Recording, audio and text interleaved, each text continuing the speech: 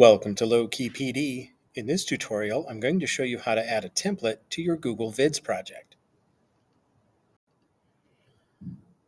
So you've got your Google Vids project open, you want to add a new scene, but you want to make sure it fits with the template that you're using.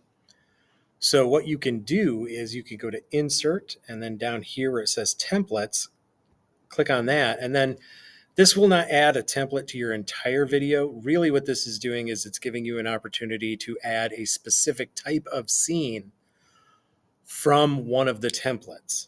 So if you're using one of the templates, you can then add a scene that will fit with that template. But really, you're just adding a scene from a template. So if you click on these, there's a bunch of different templates that you can use.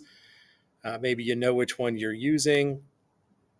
And then once you have that template open, you can actually add the scene that you want that fits that template. So let's add this one. And then you can see that template has now been applied to this scene. This is just a nice way to make sure that your video designs are consistent from start to end. It really adds a nice touch.